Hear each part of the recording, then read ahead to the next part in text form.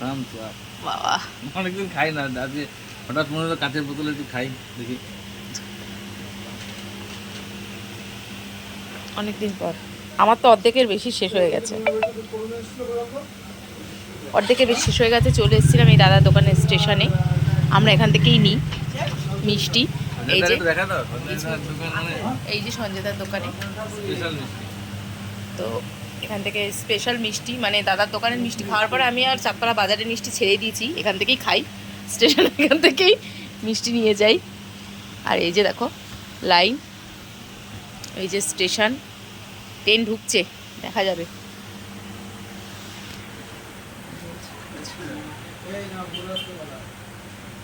আমি মুখ দিয়ে খেতে পারি না, উঁচু করে মুখ দিয়ে খেতেই পারবো না।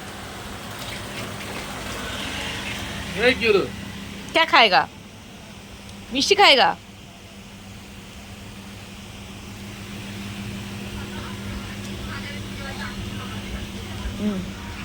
এই দেখো ট্রেন ঢুকে গেছে।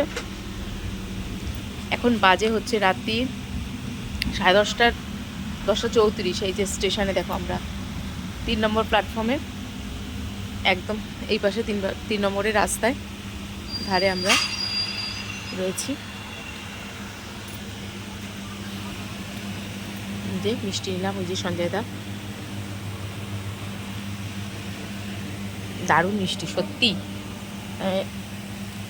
এইটা ট্রাই করলাম, তখন ভিডিও করিনি, এইটা ট্রাই করলাম। খুব বেশি মিষ্টি না, কিন্তু দারুণ হালকা মিষ্টি। এখন কেউ আর কিটকিটে মিষ্টি পছন্দ করে না, তো দারুণ।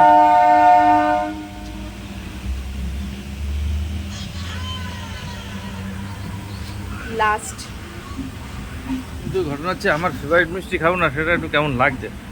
সেই আবার ওই নেবা, এটা নি লাস্ট নিচে নেমে যাচ্ছে ক্যামেরা, দেখো ক্যামেরাও করতে পারে না ভালো করে, ওইখানে দেখো, ওই দিকে ক্যামেরাও করতে পারে না ভালো করে। না ধরো আমার ফেভারিট মিষ্টি একটা দাদারে বলি। এই মানে এই এই যে স্টিম কালাকাতটা, এটা যে এত টেস্টি। দাও না, এই যে মিষ্টির সন্দেশ ভাপা, ভাপা সন্দেশ যে এত ফেভারিট, ভাপা সন্দেশ থাকলে ফ্রিজে থাকলে আমি মানে ইয়েতে দিয়ে গরম করে খাই। হ্যাঁ আমি গরম করে ফ্রিজে থাকলে মাইক্রোওভেনে গরম করে খাই, পুরো একদম টাটকা হয়ে যায়, নরম হয়ে পুরো একদম ঘি বেরিয়ে আসে সাইড দিয়ে, দারুণ। হ্যাঁ ঘি দিতে লাগে দাদা, ঘি দেয় না। আচ্ছা ঘিটা ইউজ করো কখন তুমি?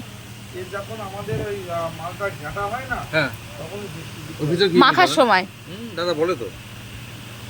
আমার রেগুলার 5টা ঘি যদি মানে 600-700 গ্রাম ঘি যায়, অরিজিনাল ঘি, তারপর না এত টেস্টি, দারুণ।